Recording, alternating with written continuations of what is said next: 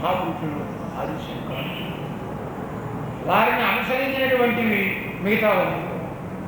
ఈ అద్వైత దర్శనానికి ఉపకరిస్తే మిగతా దర్శనాలు అవుతాయి, లేకపోతే అదర్శనాలు. నేను తర్కం చదువుకున్నటువంటి మా గోపాలకృష్ణ శాస్త్రి, మా శివసుబ్రహ్మణ్య శాస్త్రి, మా శ్రీరామ శర్మ, ఇంకా ఎరుగున్న వాళ్ళు, ఇంకా నా దగ్గర భగవాన్ తర్కంలో కృషి చేసిన వాళ్ళు, మీరు తర్కంలో చేసే కృషి ఈ సిద్ధి బ్రహ్మాండాల్లో చేయండి అనుకోండి, దీన్ని అంతని కూడా అందులో పెట్టండి అనుకోండి. కాబట్టి అలాంటి దర్శనకారుల యొక్క నిర్ణయం ఏమిటో మనం తెలుసుకోవాలి. ఆ నిర్ణయాలు ఆ మహాపురుషుల యొక్క గ్రంథాలని పరిశీలిస్తూ చక్కగా తెలుస్తాయి. ఆ నాస్తిక దర్శనాల్లో సంక్షేపంగా చెప్తున్నాను. బౌద్ధ దర్శనం 4 రకాలు: సౌత్రాంతికుడు, వైభాషికుడు, యోగాచారుడు, మాధ్యముడు. సౌత్రాంతికుడికి వైభాషికుడికి స్వల్ప భేదం. ఆంతరమైన జ్ఞాన ప్రపంచం క్షణికం, బాహ్యమైన బాహ్య ప్రపంచం క్షణికం అనేటువంటి విషయంలో ఇద్దరికీ కూడా సామ్యమే, సౌత్రాంతికుడికి వైభాషికుడికి. కానీ ప్రపంచం అనుమేయం అన్నారు ఎవరు? సౌత్రాంతికుడు. అనగా విజ్ఞానాత్మకమైన చైతన్యంలో ప్రతిఫలించడం చేతను మనము బింబానుమానం చేసినట్టుగా అంతా ఈ విజ్ఞానాత్మకమైన చైతన్యంలో జ్ఞానం లేని జ్ఞేయం లేదు. కాబట్టి విజ్ఞానాత్మకమైన చైతన్యంలో ప్రతిఫలించిన దాని చేతను బింబానుమానం చేస్తాడు. అందుకోసమై ఈ అయంఘట అయంఘట అనేది ప్రత్యక్షాలు కావు, సర్వం అనుమేయం, సర్వం క్షణికం, సర్వం అణ్వాత్మకం, పరమాణు పుణ్యమే, అవయవాత్రిత లేదు అని వాళ్ళు స్థాపించారు. సరే, అవయవాత్రిక అవయకి ఉండనివ్వండి, పోనివ్వండి, సరే, ఆ సిద్ధాంతాలు అలాంటివి అన్నీ వాళ్ళిద్దరికి ఉండే స్వల్పభేదం. తర్వాత యోగాచారుడు ఏమన్నాడు అంటే జ్ఞానాతిరిక్త జ్ఞేయం లేదన్నాడు. జ్ఞానమే గొప్ప, జ్ఞేయం లేదు, అంతా జ్ఞానమే కల్పించబడింది. అందుచేతను జ్ఞానము యొక్క అవస్థా విశేషాలే, కల్పనా విశేషాలే ఈ జగత్తంతాను సర్వం జ్ఞానం, సర్వం క్షణికం, జ్ఞానాతిరిక్త జ్ఞేయం లేదు అని చెప్పి యోగాచారుడు. వాడు ఇంకోటి చెప్పాడు, మోక్షం అంటే ఏమిటి అంటే అవిశుద్ధ విజ్ఞాన సంతతి రూపస్య జీవస్య విశుద్ధ విజ్ఞాన సంతతి రూప ఈశ ప్రవేశం మోక్షం. జీవబ్రహ్మైక్య అని చెప్పిన వాళ్ళలో మా గురువు గారు రామచంద్ర గారు పారాయణ చెప్పమని చెప్పారు. ఈ బౌద్ధులు ఏమయ్యారు, మిగతా ద్వైతులు కట్టి ఏం చేత ప్రత్యేకమైందని వాడు చెప్పారు. అవిశుద్ధ విజ్ఞాన సంతతి రూపమైన జీవుడికి విశుద్ధ విజ్ఞాన సంతతి రూప ఈశ ప్రవేశం మోక్షం. జీవుని శుద్ధి చేస్తే అదే మోక్షం, వాడే పరమాత్మ. అశుద్ధే అపరమాత్మ రూపం. ఈ అశుద్ధి ఎలాంటి అంటే అదంతా విచారం తర్వాత చూద్దాం. కాబట్టి ఈ సిద్ధాంతాన్ని చెప్పిన వాళ్ళు వాళ్ళయ్యా అని మాకు భాషలో ఉన్నాయి చెప్పిన ఆ మాటలు చూస్తున్నాను. ఇప్పుడు ఈ పుస్తకాల్లో ఉన్నాయి ఇవన్నీ కూడా మాటలు.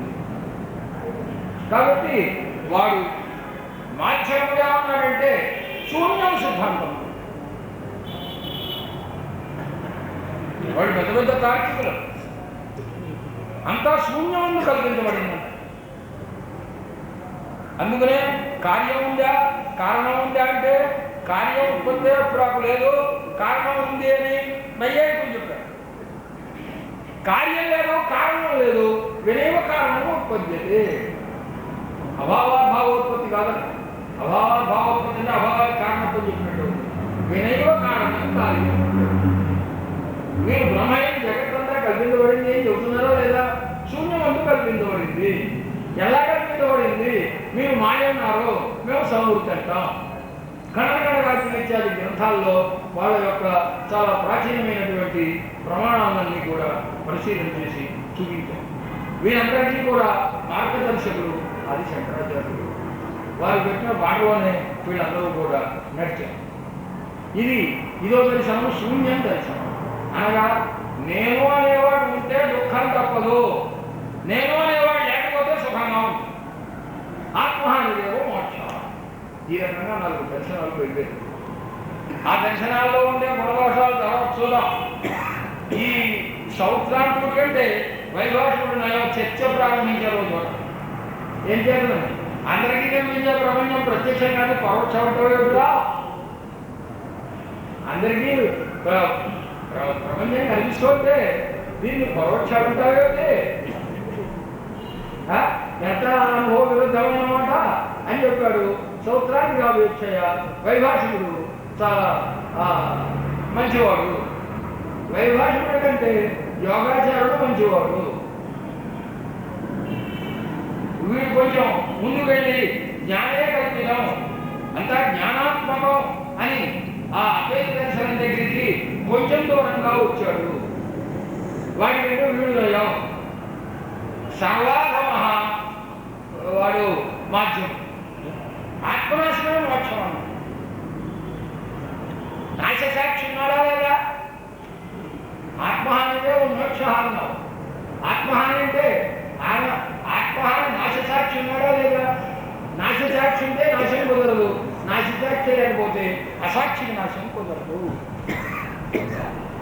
ఇవి యూనివర్సిటీల్లోనూ అక్కడ కూడా బౌద్ధ దర్శనాన్ని గురించి దైవసన్నిధి గురించి కూడా వాళ్ళు రీసెర్చ్ చేస్తూ ఉంటారు.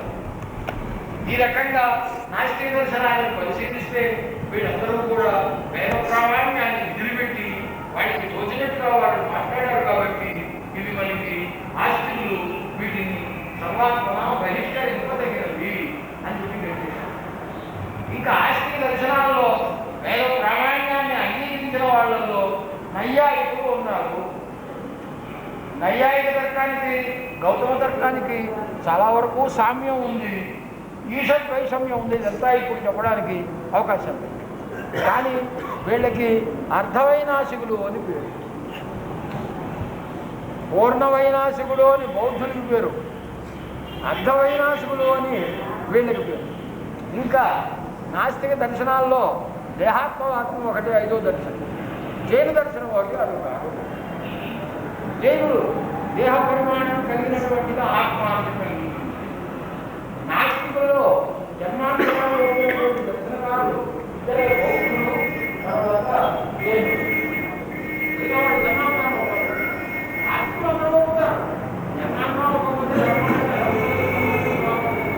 జన్మాంతరం భయించేది పుణ్యాన్ని చేస్తున్నారు. అందుకేతను జన్మాంతరాన్ని ఒప్పినటువంటి వాళ్ళు నాస్తికులైన జన్మాంతరాన్ని ఒప్పిన వాళ్ళు ఎవరు అంటే జైనులు, బౌద్ధులు. వీడి జన్మాంతరాలు ఆ జైనులు ఏమన్నారంటే వాళ్ళందరూ కూడా మోక్షాన్ని వీళ్ళు కూడా చేశారు. ఆ జైనులు ఏమన్నారంటే వీడు సతతకాలమే చేస్తాడు, సతతోద్ధగమనమే మోక్షం అంటే. వీటికి ప్రతిబంధకాలన్నీ తొలగిపోతే సతతోద్ధగమనమే మోక్షం. నిత్యాన్ని స్వసాక్షాత్కారం లక్ష్యంలో ఈ నాస్తిక చర్చించారు. కొన్ని అవాంతర భేదాలు చాలా ఉన్నాయి, చాలా గ్రంథాలు ఉన్నాయి. సంస్కృతంలో, ఇతర భాషల్లో, అనేక భాషల్లో ఉన్నాయి. మన ఆస్తిక గ్రంథాల్లో వీటి గురించి చాలా రాశారు. తర్వాత సర్వదర్శన సంగ్రహం దాని వ్యాఖ్యాతులు బాగా రాశారు. ఇంకా ఆస్తిక దర్శనాల్లో వీళ్ళిద్దరికీ స్వల్పం తేడా. వీళ్ళు జగత్ సత్యత్వాన్ని ఆరంభవాదాన్ని ఒప్పారు. ఆరంభవాద కణభక్షపక్ష ఆరంభవాదాన్ని కణభక్షుడు ఒప్పారు. ఆరంభవాదం అంటే కార్యం పుట్టడానికి ముందు లేదు, లేదు అన్నదానికి శశవిషాణ తుల్యం మంజాపుతుంది. మాకు సంస్కృతంలో శశవిషాణం నాస్తి అని ఉంది. చెవల పిల్లికి కొమ్ములు శశ సంబంధమైన విషాణం లేదు అన్నారు. లేదంటే నైయాయికులు ఏం చెప్పారు అంటే విషాణం ఉంది, శశం ప్రసిద్ధమైతే అది ఉంది, లేదు, పోయింది మాటలన్నీ వస్తాయి. అప్రసిద్ధే కాభావం. కాబట్టి విషాణే శశి పాపం. అలాగే పుత్రే వంజీ ఎక్కువ అని వాడు చెప్పారు. ఇందులో నూతన సంప్రదాయాన్ని యోగులు చెప్పారు. శబ్దజ్ఞానాన్ని బాచి వస్తు శూన్యం విఫలం. అందుకని మా గోపాల శాస్త్రిని వారిని కూడా మీరు సిద్ధిపురం కృషి చేస్తుంటండి. వాళ్ళు ఏమన్నారు అంటే ప్రమాణ వికల్ప నిద్రాస్మృతయ అని చెబుతూ వికల్పాక్ష ఉక్తిని. ఆ వికల్పాక్ష ఉక్తి ఏం చెబుతుందంటే శబ్దం వల్ల అది స్ఫురిస్తుంది, వస్తువు మాత్రం ఉంది. శశివిషాణంలో శబ్దం ఉంది, అది స్ఫురిస్తుంది. శశివిషాణం అనే పదార్థం ఉంది.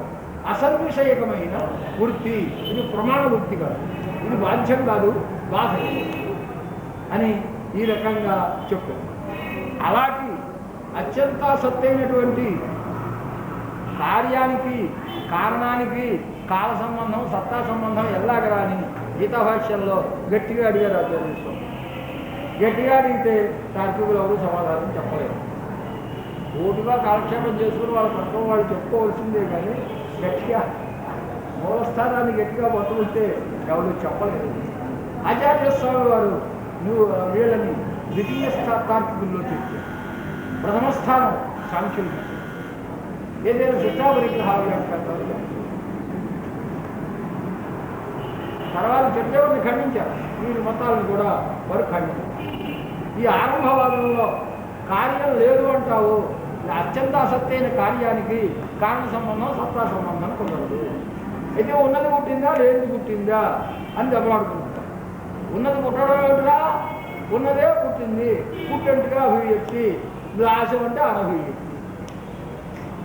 మట్టి ఘట శరావాది రూపంగా నానాత్మకంగా ఉంటే అది పుట్టింది. పద్యాలు గారు నమ్మదే వేదాంతాలు అక్కడ చెప్పింది.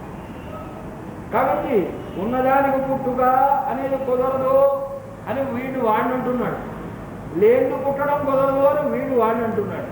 ఈ వేదాంతులు ఇక్కడికి వెళ్ళి గౌరవాచార్య గారు వారు ఏమన్నారు, అయితే పుట్టుకలేదు అనే మాట చెప్పావురా, మీతో మేము దెబ్బలాడలేము, మాకు అక్కలేదు, దెబ్బలాడ అవసరం లేదు. ఉన్నదానికి పుట్టుకలేదు, లేని దానికి పుట్టుకలేదు, కాబట్టి అజాతవాదాన్ని మేము అంగీకరించాం. నగశ్చిత్యాయితే చేయవ తజైవ పూజితం. అది వివర్తవాద సిద్ధాంతం, పరమ సిద్ధాంతం. దాన్ని ఆచార్య స్వామి వారు పారమార్థికులకు బ్రహ్మవేత్తలకు చెప్పారు. పరిణామవాదాన్ని వ్యవహార దశలో చెప్పారు. పరిణామవాదం ఉండాలండి. అయ్యా వాడికి డబ్బు వస్తుంది, వాడికి పెరుగు పోయకురా అంటే వాడికి మజ్జిగ పోయాలి. ఆ పెరుగుని గిలక్కొట్టి మజ్జిగ పోయాలి వాడు. పరిణామం లేకపోతే అలాగా పాలు పెరుగు కింద అవుతున్నాయి, పెరుగు వెన కింద అవుతుంది, వెన నెయ్యి కింద అవుతుంది. కర్మలు పట్టుకున్నారా అంటే గడ్డి పరకలు పట్టుకొస్తే ఎలా కుదురుతుంది? ఇవాళ దేవుడి మీద 2 మారేదాలు వేసుకోవాలిరా అంటే రేపు పోనీ మారేదాలు వేయాలా ఏమిటి, దూరకొండ దాలు ఎందుకు వేయకూడదు, దాంట్లో దొడ్లో ఉంది, పట్టుకొస్తే కుదురుతుందా?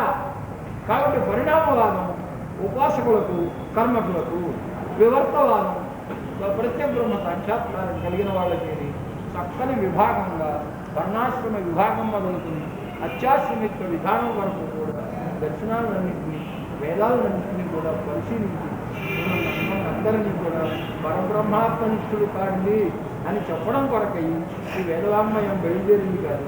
ఇలాగే పుడుతూ పెరుగుతూ సంభావాలు గుర్తుకుంటూ తిరుగుతూ ఇలాగే ఉండడం చెప్పడం కోసం బయలుదేరలేదు అని దర్శనం.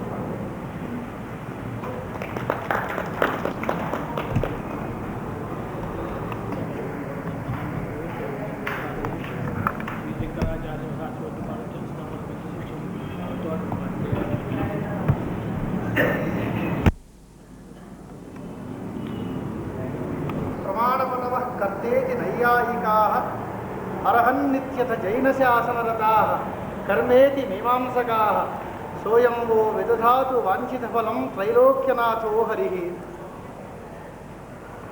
పవిత్రమైన క్షేత్రం శ్రీ వెంకటేశ్వర స్వామి వారి సన్నిధానం. కుంభావ సరస్వతి, ఆమ్నాయార్థ వాచస్పతి మొదలైనటువంటి బిరుదావులతో ఈ జగత్తులోనే ప్రఖ్యాతమైనటువంటి ప్రతిష్టను సంపాదించుకున్న వ్యక్తి ఉప్పులూరు గణపతి శాస్త్రి గారి పేరుతోటి మనం ఇవాళ ఈ సభ నిర్వహించుకుంటున్నాం. ఈ సభ తాలూకు ఉపక్రమం, ఈ సభ ఎందుకు పెట్టాం అనేది అన్నీ కూడా అధ్యక్షుల వారు, పరిషత్ అధ్యక్షులు అన్నీ వివరంగా మనకి చెప్తూ ఉన్నారు. దీంట్లో వేదశాస్త్ర పోషణంలో 10 సంవత్సరాల పాటు కృషి గావించి ఈ వేదశాస్త్రాలని ఇంకా ఒక పరినిష్ఠితమైనటువంటి రూపంలో బాగా ఒక ప్రణాళికాబద్ధంగా దాన్ని తయారు చేసి ఈ జగత్తుకంతటికీ వైదిక సంస్కృతిని అందించాలి అనేటువంటి సత్సంకల్పం కార్యకర్తల్లో ఉంది. ఈ రకమైనటువంటి ప్రశంసల్ని ప్రారంభించడం జరిగింది. నిన్న విద్యార్థి పరిస్థితి ఇవాళ సందర్శనాలు మనకాల పరిస్థితి జరుగుతున్న కారణంగా మనం వేదానికి ఇవన్నీ ఎలా ఉపయోగిస్తాయి అనేది ప్రధానమైన ఇవాళ సమాజంలో చాలా మంది అడుగుతూ ఉంటారు, ఇన్ని రకాలైనటువంటి దర్శనాలు ఎందుకు వచ్చాయి, అసలు ఈ దర్శనాలన్నింటిలోనూ ఏం చెప్పబడింది, వీటి వల్ల మాకు వచ్చే లాభం ఏంటి అనేది మౌలికమైనటువంటి ప్రశ్న.